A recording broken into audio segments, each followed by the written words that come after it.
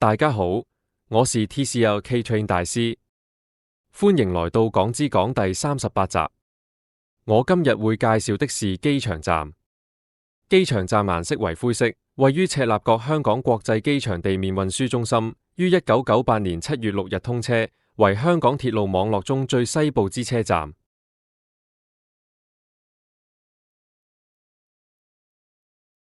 機場地面運輸中心面積55,000平方米，內有機場快線車站、專利巴士總站等公共交通設施，接載乘客往返市區。每種交通工具均有獨立的設施上落乘客，並有通往毗鄰客運大樓的特定通道。其中第6層乃機場快線離港層月台，第5層為機場快線抵港層月台。機場站共有3個側式月台，其中博覽館方向佔2個，香港方向佔1個。當中連接2號客運大樓的3號月台則因大樓進行改建工程而停用。3號月台停用前，博覽館方向列車駛入機場站後，會同時打開兩邊車門，供前往不同客運大樓的乘客下車。列車喺抵站前，會廣播提醒乘客選擇合適嘅車門落車，而車門旁邊亦有黃色貼紙標示客運大樓方向。機場站冇明顯嘅大堂、客務中心等設施位於月台旁邊，部分客務中心同票務設施則設喺香港國際機場接機大堂範圍。為咗方便旅客減少提住行李過閘嘅次數，機場站係唯一一個冇閘機嘅重鐵車站，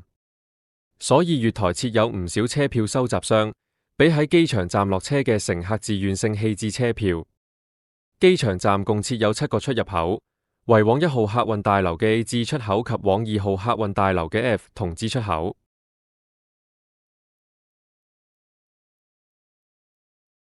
機場站位於香港赤鱲角嘅香港國際機場嘅核心範圍地區，大部分使用車站嘅人流都係前往機場嘅旅客或者由機場抵港嘅旅客，亦有部分喺機場上班嘅職員會使用車站。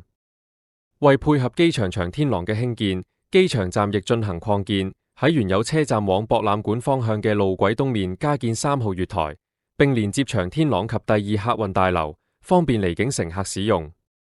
於2007年2月28日啟用，直至2019年11月28日因應重建工程而暫時停用。機場3跑道系統建成後，2號客運大樓增建之抵港大堂將於2026年5月27日開放。